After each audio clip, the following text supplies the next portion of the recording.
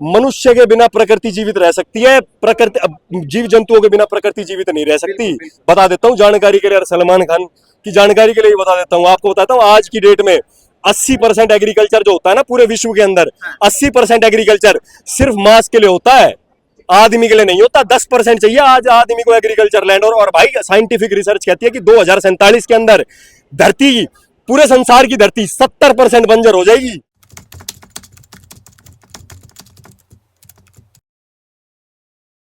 हर्ष नाम है जी, हर्ष वशिष्ठ। जैसे आप देख रहे हैं कि लॉरेंस बिश्नोई को लेकर जो है तमाम चीजें जो है उजागर हो रही हैं, तो मैं जानना चाहूंगा कि आखिरकार ये लॉरेंस बिश्नोई नाम जो है क्या है, किस समाज को लेकर जो है बॉलीवुड में तहलका मचा हुआ है, आतंक फैला हुआ है, क्या कहेंगे कुछ इसको?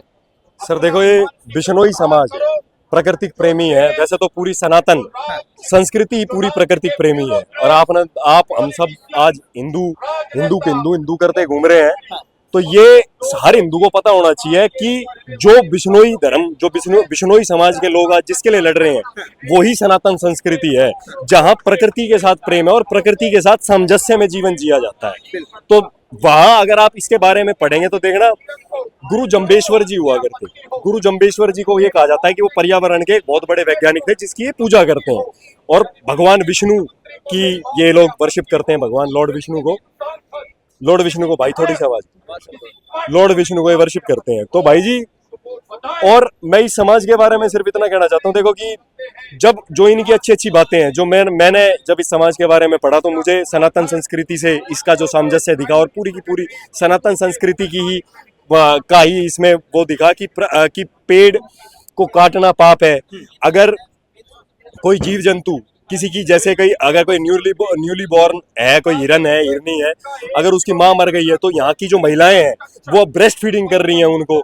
एक पशु को पूरा का पूरा मनुष्य की तरह, मतलब उसका संस्कार किया जा रहा है। जिस तरह से अंतिम संस्कार मनुष्य का होता है, उसी तरह से अंतिम संस्कार ये लोग करते हैं। तो निश्चित तौर पे सर, अगर कोई कह रहा है किसी को कि अगर हमारे आराध्य हैं, अगर वो हिरन की हत्या करी है और वो कहा जा रहा है कि हमारे यहाँ इसकी पूजा होती है, वैसे तो पूरे देश को ही लड़ना चाहिए। ये लड़ना पूरे देश को ही चाहिए, ताकि पूरे धरती पे से पशुवध और पशु बलि और पशु हिंसा रुक जाए। लेकिन भाई अफसोस है कि हमें संस्कृति का, अपनी सनातन संस्कृति का, शायद हमें या तो किसी ने षड्यंत्रवश हमें अधूरा इतिहास बताया है, या फिर हमें वो इतिहास बताया है जो अमेरिका ने चाहा है। मैं आपको एक छोटा सा एक इंसिडेंट बताता हूँ। डेविड हैचर चिल्ड्रेस, एक महान वैज्ञानिक शोधकर्ता यूनाइटेड स्टेट्स ऑफ अमेरिका का, उसने जो रामायण का व्याख्यान किया है ना, उसने जो महाभारत का व्याख्यान किया है, आपको पता है वो प्रसंग जो है वो वाल्मीकि जी की रामायण में नहीं है, और वो महर्षि वेदव्यास जी की महाभारत में नहीं है। आपको पता है ये चीज? बिल्कुल आपको पता है बड़े भाई, किसी को भाइयों को पता है? आपको पता है क्या हुआ था? वो हमारा देश कितने सालों से गुलाम है, हमारा देश। हमको कहा जाता है कि हम 800 साल मुगल रूल के अंदर रहे, उसके बाद हम 200 साल अंग्रेजों के रूल के अंदर रहे। तो क्या प्रिंटिंग प्रेसेस, जो जितनी भी प्रिंटिंग प्रेस थी जहां से इतिहास की किताबें छपती थी, वो हमारी थी? नहीं थी ना भाई। तो जो मैं पढ़ाना चाहता हूं भाई, आप तो वही सीखोगे ना। अब आज दे पूरे देश के अंदर क्या हो रहा, आज दे राम रावण दशहरे वाले दिन मैंने देखा, मैं खुद जन्म से ब्राह्मण हूं भाई, मैंने देखा राम इस दिन दशहरे वाले दिन आधा देश तो वो के लोग वो जय दादा लंकेश कर रहे हैं, जय रावण कर रहे हैं। तो आपको लगता है कि ये सभ्यता, ये संस्कृति कितने दिन तक जीवित रह पाएगी? तो भाई यही बिश्नोई समाज के साथ है। आपके प्रश्न पे आता हूं कि ये बताने का तात्पर्य सिर्फ इतना था कि जो राम राज्य और रावण राज्य के बीच की लड़ाई थी ना, जो राम और रावण के बीच की लड़ाई थी भाई, वही बिश्नोई समाज की लड़ाई है। हम किसी भी एक पर्टिकुलर व्यक्ति को समर्थन या उसका वो नहीं करते भाई, क्योंकि भाई बहुत सारी चीजें ऐसी हैं जो जिससे हम अनभिज्ञ हैं। तो मैं किसी की नजरों में अच्छा बनने के लिए भाई किसी को ये नहीं कहूंगा कि भाई मैं बहुत बढ़िया काम कर रहा, भाई समर्थन है, वो बहुत बढ़िया, भाई साहब वायरल होगी, वीडियो वायरल होगी। हम सनातन का प्रचार करते हैं और सनातन के हित में बोलते हैं, इसलिए हम इस समाज के साथ में खड़े हैं। और क्योंकि ये समाज सनातन प्रेमी है। और भाई अगर आप प्रकृति जिंदा नहीं रहेगी तो आप भी जीवित नहीं रहोगे भाई। आपने रामायण के अंदर एक पढ़ा होगा, समय ले लूं थोड़ा सा, कोई दिक्कत नहीं भाई। आपने रामायण पढ़ी हो तो उसके अंदर एक श्लोक है, रामो विग्रहवान धर्म, जिसका अर्थ होता है रामो विग्रहवान धर्म का, जिसका अर्थ होता है कि राम, प्रभु श्री राम धर्म का विग्रह है। अगर प्रभु श्री राम धर्म का विग्रह है और प्रभु श्री राम की लड़ाई रावण से हो रही है, तो निश्चित तौर पर रावण अधर्म का विग्रह है, यही है ना। तो मैं रावण की जय तो कर नहीं सकता भाई, अधर्म की जय मैं कैसे कर सकता हूं। अब अगर मैं वो उसकी जय कर रहा हूं तो या तो मैंने गलत चीज पढ़ी है, या मेरे तक गलत चीज षड्यंत्र बस पढ़ाई गई है। अब रामायण के अंदर जो महर्षि वाल्मीकि जी ने जो रामायण लिखी उस टाइम पे, जो देवर्षि नारद, महर्षि ब्रह्मा और महर्षि वाल्मीकि जी के तीनों के काल में, मतलब उसी काल में जिस टाइम प्रभु श्री राम थे, जिस टाइम वो रामायण लिखी गई, उसमें जितने श्लोक थे उसके अंदर 1,00,000 श्लोक और ऐड कर दिए गए और हमको बेवकूफ बना दिया। और वही है जो आज पूरा देश समर्थन नहीं कर रहा बिश्नोई समाज का, ना तो पूरा देश समर्थन में उतर जाता भाई। एक आदमी का समर्थन मत करो, समाज की विचारधारा का समर्थन करो, समाज की विचारधारा का, क्योंकि तुम भी उसी समाज का हिस्सा और तुम भी उसी विचारधारा में रहते हो। बिश्नोई समाज रावण- मेरा सवाल ले, रावण के सवाल ले सर, रावण, मैं कंप्लीट करता हूँ, उसके बाद दे देना। रावण के करे करता मेरे तो नहीं बताओ आप, रावण का राज्य क्यों खराब था भाई? कोई भाई मेरे से आकर बता, कोई भाई किसी ने ज्ञान हो या आप ही बता दो, रावण का राज्य हम लोग खराब कहते हैं तो वो क्यों कहते हैं हम खराब? अधर्म क्या था उसके अंदर? अधर्म वाली कौन सी चीज हो रही थी उसके अंदर? जब आप नहीं पता होगा ना भाई साहब, आप बताओ बड़े भाई, नहीं पता होगा तो आप बताओ भाई से लगाना भाई, सुनो मेरी बात भाई अधर्म की चीज क्या हो रही थी?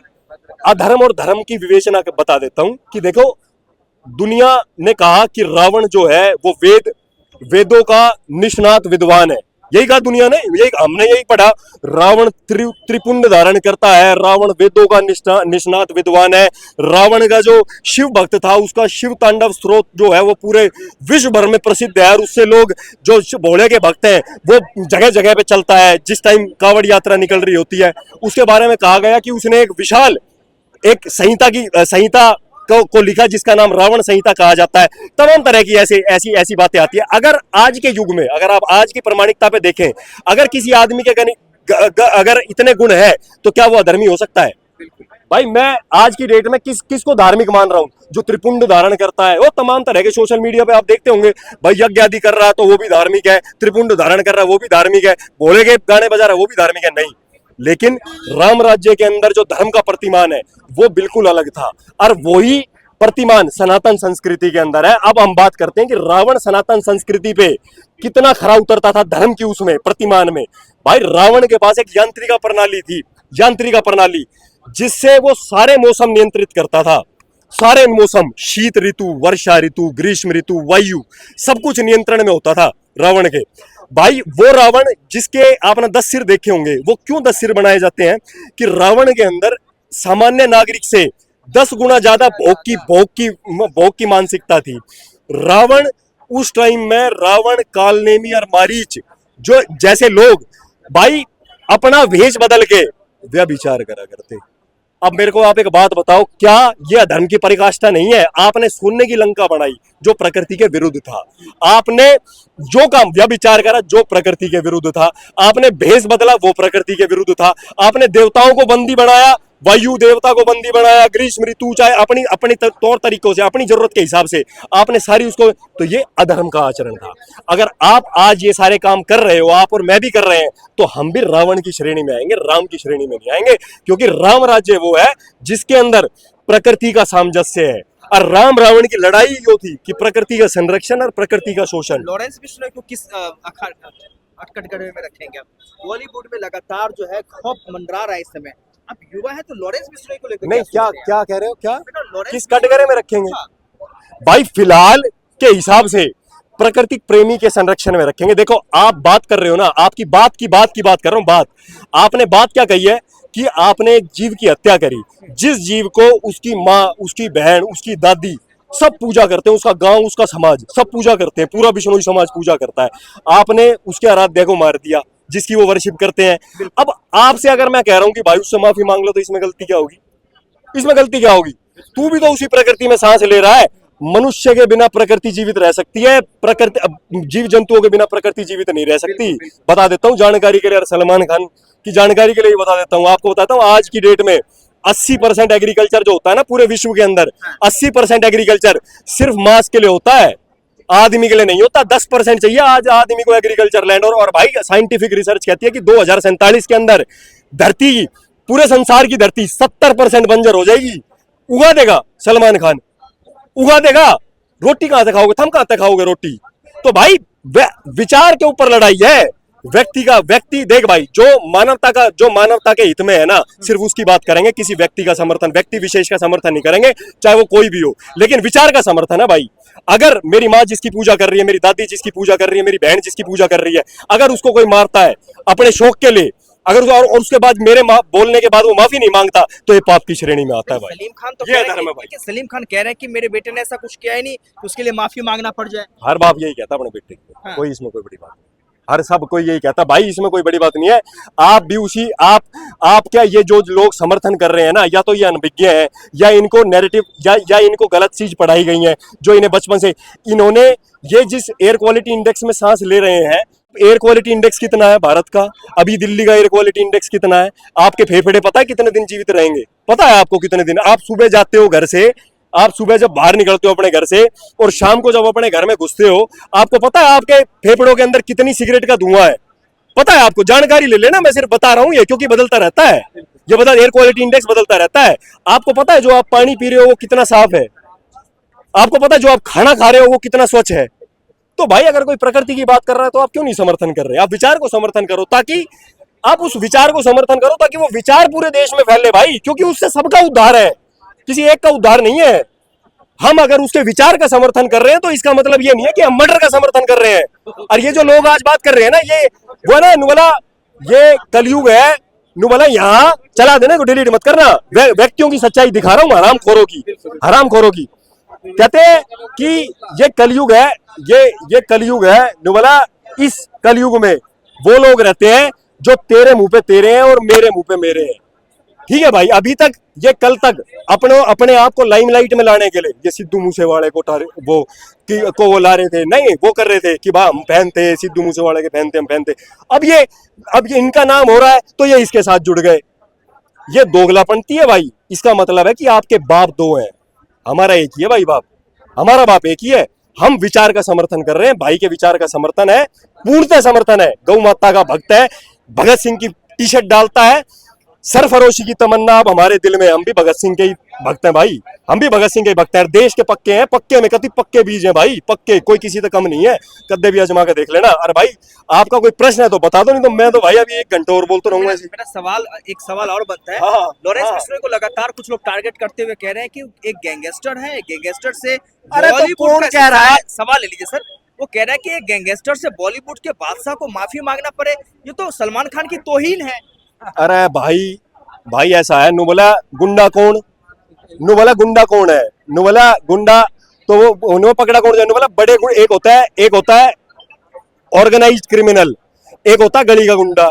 अब आपको ऑर्गेनाइज्ड है तो उसका तो क्राइम छुप जाता है, वो क्या कर रहा है, कहां से आ रहा है, क्या पैसा आ रहा है, कितना कहां से क्या आ रहा है, आपको क्या पता लग रहा है किसका क्या काम है? पता है आपको? व्यक्तिगत तौर पे पता है आपको किसका क्या काम है? षड्यंत्र के तहत क्यों नहीं घुसने दिया किसी को? 1960 से लेके 2024 तक की यथास्थिति देखना बॉलीवुड की क्या है। किसने कपड़े उतरवाए सबके? हिंदू बहन बेटियों के कपड़े किसने उतरवाए? मेरे तो जवाब दो ना आप। सच सब जानते हैं, बोलना कोई नहीं जानता, समझ रहे हो? 1980 के बाद सिर्फ हिंदू लड़कियां हैं बॉलीवुड के अंदर जिनको निर्वस्त्र किया गया षड्यंत्र के तहत। वो किसका षड्यंत्र था? वो पाप की श्रेणी में नहीं आता क्या? और पार्लियामेंट अटैक था जब ये क्यों चुप थे? जब पार्लियामेंट अटैक हो रहा था जब क्यों चुप थे? जब उत्तर प्रदेश के अंदर एक आतंकवादी को जेल की सलाखों के अंदर तालाब खुलवा के मछलियां पालन करके मछलियां खिलाई जा रही थी, जब क्यों चुप थे? अधिकारी उसके साथ बैडमिंटन खेल रहे थे, जब भी ये शांत थे। कश्मीर में एक्सोडस हुआ 1990 में, जब भी ये शांत थे। मतलब जब इनका कोई नुकसान हो जाए, जाते इनने फंडिंग हो रही है तो दिक्कत होगी, और जाते इनने फंडिंग ना हो रही वो आतंकवादी हो गया। ऐसे नहीं होता भाई, दोहरे मापदंड है, ये होते हैं दोहरे मापदंड। आप बोल रहे हो और आपका बाप एक है और आप सच्चे सनातनी हो, भारतीय संस्कृति को प्रेम करते हो और भारतीयता से प्रेम करते हो, भगत सिंह के भक्त हो, तो आप अपनी जबान पे रहोगे एक पे ही, भारतीय विचारधारा, सनातन संस्कृति।